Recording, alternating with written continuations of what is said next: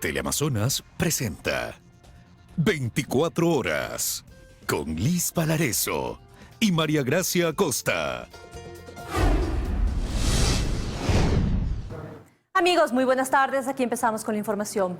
Las preguntas de la consulta popular cumplen hoy un mes en manos de la Corte Constitucional. El gobierno espera que este viernes o máximo el lunes de la próxima semana ya exista un primer pronunciamiento por parte de los magistrados. Belén Merizalde sigue este tema. Hola Belén, cuéntanos por favor, ¿la Corte tiene plazos que cumplir? Hola, ¿qué tal en estudio, amigos televidentes? Muy buenas tardes. En realidad, la Corte tiene que realizar dos pronunciamientos. El primero tiene que ver con la vía que deben seguir estas preguntas, es decir, si el Ejecutivo ha planteado la vía adecuada, para lo cual no tiene un plazo establecido. Y el segundo, en cambio, tiene relación con la constitucionalidad de estas interrogantes, para lo cual tendrá un plazo de 20 días. Nosotros les hemos preparado un informe sobre este tema. Veamos. Ha pasado ya un mes desde que el ministro de Gobierno presentó las 8 preguntas de la consulta popular ante la Corte Constitucional y aún no existe un pronunciamiento. Tenemos la expectativa, al igual que todos los ecuatorianos, de que ya se realice este pronunciamiento o entre fines de esta semana o comienzos de la otra. El constitucionalista Emilio Suárez explica que la Corte debe realizar en realidad dos pronunciamientos. El primero sobre la vía que deben seguir las preguntas y el segundo sobre la constitucionalidad de las mismas. Es decir, la Corte no tiene un plazo para emitir un pronunciamiento en este primer momento de control, insisto, en el cual la Corte define a través de qué mecanismo se debe modificar el texto constitucional. En el segundo momento, cuando ya pase y la Corte diga, por ejemplo, que todas las preguntas pueden hacerse vía enmienda, en el segundo momento sí existe el plazo de 20 días a partir de que el juez ponente aboca conocimiento. El gobierno está a la espera de la respuesta de la Corte y dice que de acuerdo a ello se podrían plantear dos preguntas adicionales. De hecho, nosotros tenemos alrededor de 4 o 5 preguntas sobre las cuales vamos a escoger una o dos. Lo más probable es que haya una pregunta relacionada con la elección de asambleístas en segunda vuelta, pero tenemos que esperar a que la Corte se pronuncie para ver cuáles de esas 4 o 5 preguntas son las más convenientes. En caso de llegarse a proponer nuevas interrogantes, también estas deberán pasar los controles de la Corte Constitucional. La diferencia es que si es que lo que se pretende plantear son dos preguntas de tipo plebiscito, de tipo consulta popular, que están reguladas en el 104 de la Constitución, estas solamente pasan por el segundo momento de control de la Corte, es decir, por la constitucionalidad de las preguntas. Con todo ello, si bien los tiempos se acortan, no impiden que la consulta se pueda realizar en conjunto con las elecciones seccionales de 2023. En todo caso, habrá que esperar cuál es la estrategia que maneje el Ejecutivo. Todo este procedimiento se lleva a cabo en medio de cientos de amicus curiae que se han presentado aquí ante la Corte Constitucional por varios colectivos e incluso instituciones como la Fiscalía General del Estado ante las interrogantes que se generan frente a estas 8 preguntas planteadas por el gobierno. Además, es importante mencionar que según una encuesta realizada por la Universidad Tecnológica Empresarial de Guayaquil, UTEG, el 52,7% de la población estaría de acuerdo con que se realice esta consulta popular. En todo caso, habrá que esperar cómo transcurren los tiempos y la estrategia del gobierno. Regresamos con ustedes que tienen más noticias. Muy buenas tardes. Buenas tardes también para ti, Belén. Muchísimas gracias. Y las mesas de diálogo entre el gobierno y el sector indígena se desarrollarán hasta mañana. Hoy se espera cerrar 2 de ellas. Daniela Valencia sigue el tema y ahora tomamos contacto precisamente con ella. Hola, Daniela.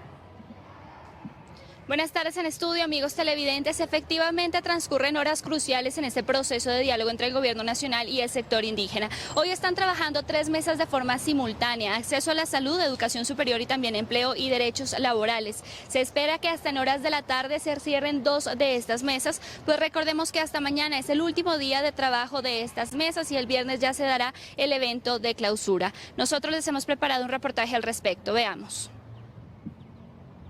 Transcurren las últimas 48 horas para que se dé por terminado el proceso de diálogo instaurado por el gobierno nacional y el sector indígena en búsqueda de la paz. Hasta mañana las mesas temáticas desarrollarán su trabajo para lograr la firma de actas. Este miércoles se espera que se cierren 2 mesas: educación superior y acceso a la salud. En la primera se ha avanzado en 11 de un total de 17 puntos. Uno de los planteamientos desde el sector indígena es incrementar en 800 millones el presupuesto para la educación superior. Como también los cupos para los estudiantes que puedan acceder. También hemos pedido que las becas sean dentro de todas las instituciones acogidas de acuerdo al porcentaje de la población de los pueblos y nacionalidades. Consideramos que es un 21%. En cuanto a la mesa de acceso a la salud, de acuerdo a los dirigentes indígenas, existe resistencia en algunos temas, por ejemplo, en otorgar nombramientos a personal de salud. Bueno, están valorando y esperamos que el día de hoy lleguemos a una coincidencia definitiva, un acuerdo definitivo de por lo menos el 50% de los temas que hemos planteado, incluso lo que tiene que ver con los programas de prevención de enfermedades primarias. En el ámbito laboral apuntan a que no se ha dado pasos a temas complejos, como por ejemplo el restituir a los funcionarios públicos desvinculados con el decreto 813 suscrito en 2011, con el que se dispuso la compra de renuncias obligatorias. Se basan en un tema más normativo y no simple y sencillamente no están dispuestos a dar paso. De parte del gobierno nacional, no conocemos cuál es la intención para decir tantos acuerdos. Si solamente son planteados ante el gobierno nacional 10 puntos y 10 respuestas debe existir. Vamos a cerrar entre hoy, máximo mañana, la mesa de trabajo que recién se dio inicio hace 5 o 6 días. Uno de los temas que, de acuerdo al ministro de Trabajo, Patricio Donoso, se ha llegado a coincidencias es el fortalecer a las inspectorías de trabajo en las 7 zonales que hay en el país. Ya como lo veíamos y decía el ministro de Trabajo, Patricio Donoso, se esperaría que el día de mañana se cierre la última mesa, Empleo y Derechos Laborales, y a su vez también se reinstale la mesa de focalización de subsidios a los combustibles. Reiteramos que mañana es el último día de trabajo, pues el viernes a las 4 de la tarde se daría este evento de clausura. Es lo que les podemos compartir al momento. Regresamos con ustedes a estudios. Una excelente tarde. También para ti una excelente tarde, Daniela. Muchísimas gracias por la información. Y el cambio de vocales en el directorio del IES es un primer paso para salvar al Instituto Ecuatoriano de Seguridad Social, pero explican expertos, no basta, pues debería considerarse además dividir la prestación de salud del sistema de pensiones y otros puntos. El próximo cambio administrativo del Consejo Directivo del IES es una de las tantas aristas que podrían permitir que mejore su funcionamiento.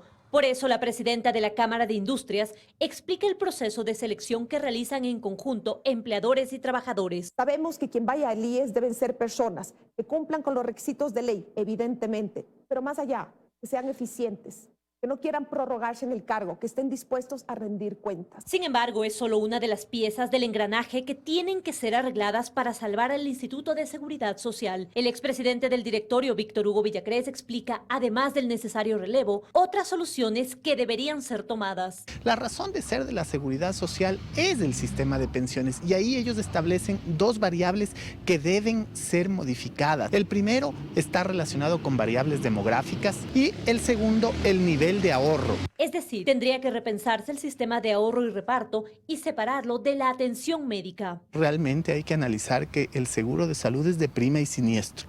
Por tanto, solo los que pagan una prima tienen derecho a atenderse por el siniestro. Y usted me dirá, pero la salud es universal según la Constitución. Sí, pero esa es función del Estado. Además, explica, debería depurarse la atención y cobertura que se brinda a familiares o considerar un aporte extra. El IES tiene que cubrir a sus afiliados. Si es que existe gente no contributiva en el IES, hay que claramente analizar cómo van a pagarse esas primas. ¿Las va a pagar el Estado? ¿Las van a pagar los padres de familia? En el caso de los jubilados, ¿quién paga esas primas? También recordó que el Seguro Social Campesino, creado en 1968 en otras condiciones y circunstancias, se ha convertido en un seguro de segregación que no cumple con los objetivos. Te dicen a nivel del extranjero, si hay un seguro campesino, ustedes también tienen un seguro citadino, y los citadinos se atienden distinto a los campesinos. Hay que pensar mejor el Seguro Social Campesino, guardando los principios de solidaridad. Recuerda que según la Organización Internacional del Trabajo, hay 3 elementos que deben integrar una seguridad social saludable: la suficiencia, la sostenibilidad y la cobertura. En Quito, María Gracia Acosta, 24 horas. Entre cifras poco claras sobre su efectividad, el estado de excepción que rige en Guayaquil, Durán y San Borondón terminará este 14 de octubre. Pese a que la violencia no cese, las necesidades de la policía para combatir el crimen abundan, desde el gobierno aseguran que la medida ha tenido éxito. El estallido de un artefacto explosivo en el sector del Cristo del Consuelo que acabó con la vida de 5 personas llevó al gobierno a echar mano de una medida que por definición es excepcional, pero que se ha usado más de una vez en contextos de violencia. mediados de agosto se decretó estado de excepción en Guayaquil, Durán y San Borondón, cantones que conforman la zona 8. La medida fue renovada el 14 de septiembre pasado y este viernes concluirá. Solo en estos 3 cantones durante el 2022 se cuentan 1.130 asesinatos, 634 más que en 2021, un incremento del 35%. Los sicariatos se cuentan a diario e incluso la policía ha sido víctima de atentados. Pero desde el gobierno, sin profundizar en cifras, se asegura que el panorama es otro. En lo que respecta a las estadísticas, ahorita pues no tengo precisiones, pero no ha habido incremento de hechos delincuenciales. El presidente destacaba en la sesión solemne del pasado 9 de octubre las cifras del estado de excepción, con especial énfasis en Guayaquil, y habló de 20.000 detenidos solo en la ciudad. Solo en Guayaquil ha habido más de 745.000 operativos y 20.000 detenidos. No detalló por qué delitos han sido detenidas esas 20.000 personas. ¿Dónde están o de dónde se obtuvo esa cifra? Pues para dimensionar todo el sistema carcelario del país, alberga a 35.000 detenidos. Eso indica que primero hay un desconocimiento y segundo puede haber una improvisación y eso es sumamente negativo. Aquí se tienen que manejar cifras exactas por parte de todas las instituciones. El estado de excepción terminará el próximo jueves, pero las necesidades de la fuerza pública no. Desde el gobierno se insiste en que se gestione el presupuesto para atenderlas. Hemos destinado $5 millones para mejorar aquí en Guayaquil las condiciones de 89 unidades de policía comunitaria. Mejorar las condiciones de los UPC. ¿Nos durará qué tiempo? Un mes. Y al otro mes ya están cerrados nuevamente porque falta dinero, falta nuevamente repuestos para vehículos, falta para combustible. Estamos generando una institución de mendigos. Hace falta un plan realizable y medible, asegura Mario Pazmiño, exdirector de inteligencia militar. Pero primero hay que partir por transparentar y aterrizar las cifras que hoy, a punto de terminar un renovado estado de excepción en Guayaquil, Durán y San Borondón, no son claras. Mientras la violencia no cesa y el miedo en las calles tampoco. En Guayaquil, Carlos Acoto, 24 horas. La crisis carcelaria sigue en análisis dentro de la Asamblea. Autoridades informan sobre acciones frente a los últimos acontecimientos en las cárceles y qué medidas se ejecutan para terminar con este problema. Andrea Samaniego sigue estas comparecencias y nos informa al respecto. Andrea, muy buenas tardes. Adelante, por favor. Gracias, ¿cómo están? Muy buenas tardes. Así es, la Comisión de Seguridad Integral inició este proceso de fiscalización a la crisis carcelaria que vive el país. Lastimosamente, no todas las autoridades que fueron convocadas asistieron. Por ejemplo, el secretario de Seguridad se excusó y algunas autoridades, en cambio, decidieron enviar a sus delegados. Sí acudió Fausto Cobo del Centro de Inteligencia Estratégica y también el viceministro del Interior. Este último dio datos, dio cifras, por ejemplo, de las últimas capacitaciones a más agentes para que se integren y puedan controlar la situación en las cárceles. Veamos el siguiente reportaje. Nuevamente la mesa de seguridad de la Asamblea se convoca para tratar la crisis carcelaria. Los familiares de las personas privadas de libertad fueron los primeros en exigir al gobierno una solución a todo lo que sucede. Revelan las problemáticas que se generan dentro de los centros de rehabilitación. Las cosas que venden allá adentro son caras, una funda de pan, una cola. Todo. Ahí para salir al centro, al policlínico, hay que pagar $5 para que los puedan sacar.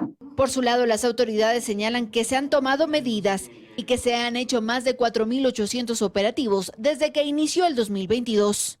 107 armas de fuego que han sido incautadas, 13.110 municiones de diferentes calibres. La herramienta que les sirve desde adentro para disponer actividades ilícitas afuera, 1.884 teléfonos celulares. Mientras tanto, en materia de inteligencia fue poca la información que se compartió por la reserva del caso. Y aquí está el plan de inteligencia y aquí está el plan de búsqueda. ¿Ha servido o no ha servido? Porque las masacres han continuado y no se ve una disminución. Si es que lo que está sucediendo adentro va más allá de las alertas estratégicas, bueno, hay que también señalar que puede haber una falla del control interno del determinado centro penitenciario. El tema fue cuestionado por los legisladores, a lo que Cobo respondió que deberían reformar las leyes para que se pueda entregar esa información. Ahora bien, van a insistir en estas convocatorias a las autoridades, por ejemplo, del SNAI y también de la Secretaría de Seguridad, y además también van a llamar a reuniones reservadas para que puedan obtener toda la información de lo que se está haciendo respecto a la crisis carcelaria. Este es nuestro reporte hasta ahora. Ustedes tienen más noticias. Muy buenas tardes. Una buena tarde también para ti, Andrea. Muchísimas gracias. La Comisión Interamericana de Derechos Humanos podría participar en la investigación del asesinato de la abogada María Belén Bernal. Así lo confirmó su madre, Elizabeth Otavalo. Las investigaciones no han parado para esclarecer el caso de la abogada María Belén Bernal, asesinada en la escuela de la policía el pasado 11 de septiembre. Desde la Asamblea, la comisión encargada del proceso sigue de su parte recibiendo versiones. La tarde de ayer lo hizo el comandante general Fausto Salinas y hoy la secretaria de Derechos Humanos. Nosotros estamos aquí pendientes sobre este caso. Creo que hay que indicar que ningún caso debe quedar en la impunidad. También tenía que hacerlo Diego Ordóñez, secretario de Seguridad Pública, pero se excusó y no compareció en esta comisión. No les interesa, definitivamente. Él sabrá por qué no lo hace. Definitivamente tenemos clarísimo que estamos tras un estado indolente. A Elizabeth Otavalo esto no le sorprende. Sostiene que hasta ahora el gobierno no le ha entregado información relevante sobre la búsqueda de Germán Cáceres, principal sospechoso del asesinato de María Belén Bernal. Ayer fue un mes del asesinato de mi hija y no tengo respuestas. Lo único que tengo es: tranquila, estamos en la búsqueda. Indica que las esperanzas para aclarar este proceso están en las instituciones internacionales. Hace pocas semanas pidió a la Comisión Interamericana de Derechos Humanos participar en la investigación y finalmente, la noche de este martes, recibió una respuesta positiva. Yo pedí que se haga un equipo multidisciplinario para las investigaciones, que sea un seguimiento a la investigación que se está realizando por el crimen, por el asesinato de María Belén. Yo necesito tener más claridad. Mientras tanto, continúa el proceso administrativo dentro de la institución policial en contra de los 13 oficiales y cadetes que habrían estado la noche del asesinato en la escuela de la policía Enríquez Gallo. La madre de la única cadete detenida pide justicia para su hija. ¿Dónde están las demás personas que escucharon todo lo que pasó? ¿Por qué solo mi hija tiene que estar encerrada?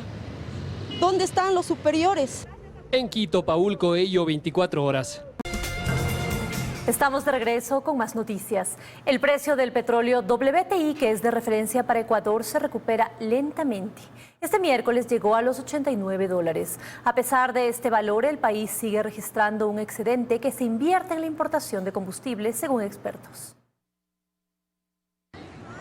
La semana pasada, la Organización de Países Exportadores de Petróleo anunció recortar su producción de crudo en 2 millones de barriles diarios. Esta decisión ayudó para que el precio internacional se recupere y actualmente llegue a los $89. En su mejor momento este año, un barril de petróleo WTI, el de referencia para Ecuador, llegó a cotizarse hasta en $123. Un importante extra si consideramos que, incluido el castigo, el país presupuestó recibir $60 por barril. El escenario central es que nosotros podamos vender el petróleo más o menos al precio que estamos vendiendo ahora el próximo año, y pienso que el precio previsto en la proforma es el correcto. Para este exministro de Energía, el problema más grave ahora es la importación. El precio de los combustibles que compramos ha subido mucho más que el del petróleo. En julio se vendió petróleo por $87 y compramos diésel por $171. Exportamos 10 millones de barriles al día de crudo a $75, son 750 millones. Pero importamos 5 millones de barriles de derivados a $110. Esos son casi $600. Entonces, la diferencia que nos queda es pequeña. Walter Spurrier recalca que la producción petrolera se estanca, pero el consumo de derivados crece desmesuradamente, alentado por el subsidio. Solo en los primeros 7 meses del año el consumo creció 7%, por lo que las importaciones crecieron 6% y las exportaciones cayeron 11%.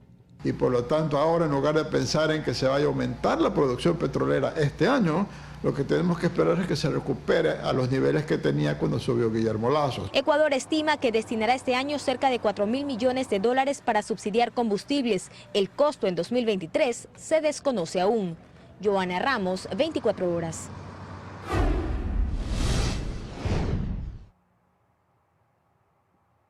El descontento de los ecuatorianos por la calidad de servicios públicos aumenta. Encuesta del INEC evidencia que el manejo del sistema de rehabilitación social, la falta de medicinas, entre otros, tiene molestos a los ciudadanos. Luisa María Heredia nos detalla. Hola, Luisa.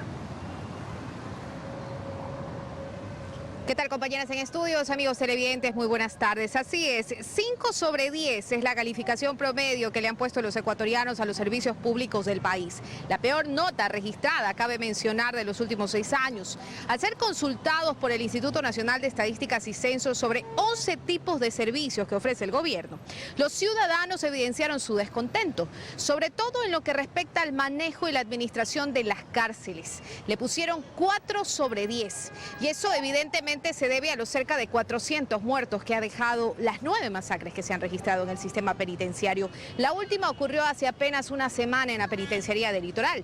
Pero también el descontento de los ecuatorianos se evidencia al hablar del servicio de internet fijo y móvil y de la dotación de medicamentos e insumos en la red de salud. En ambos casos la calificación fue de 5 sobre 10. En lo referente a los servicios de salud atribuidos pues a la falta de planificación en la compra y a la mala gestión de los funcionarios a cargo de los hospitales, además de a la corrupción. Ahora, si bien la ciudadanía tiene una mejor imagen de la educación pública y del servicio de emisión de cédulas y pasaportes, los indicadores tampoco son muy buenos, pues califican ambos servicios con poco más de 6 sobre 10. En cuanto al último caso, hubo una mejora en los tiempos de entrega de la cédula, que a inicio de año era de 3 meses. Eso habría elevado la calificación, aunque persisten las demoras en la renovación de pasaportes. Actualmente el tiempo de espera es de 2 meses debido al aumento de la demanda. El registro civil ha precisado que se ha pasado de emitir 44.000 pasaportes mensuales a 69.000, lo que incluso ha llevado a tener que agilizar el trámite de compra de materiales para que no vuelvan a terminarse como ya ocurrió antes. Descontento similar hay con la emisión de las licencias de conducir. Si bien la Agencia Nacional de Tránsito afirma que el trámite tarda máximo una semana, las constantes quejas de los usuarios evidencian que toma más tiempo. Hoy en día hasta 3 meses en algunos casos, antes tomaba casi un año. Lo cierto es que todo esto aleja al gobierno de una de sus principales metas, que el índice de percepción de calidad de los servicios públicos alcance los 8 puntos sobre 10 hasta el 2025. Desde junio el gobierno monitorea más de cerca la atención a los usuarios de los servicios a través de un estudio de satisfacción de servicios públicos contratado con una consultora particular. El informe se supone que se usa como insumo para tomar acciones estructurales que permitan mejorar los servicios que se brindan a los ciudadanos, algo que no en todos los casos se ha dado. Es lo que puedo informarles a esta hora. Continúan en estudios con más. Muy buenas tardes. Muy buenas tardes, Luisa María. Muchísimas gracias por la información.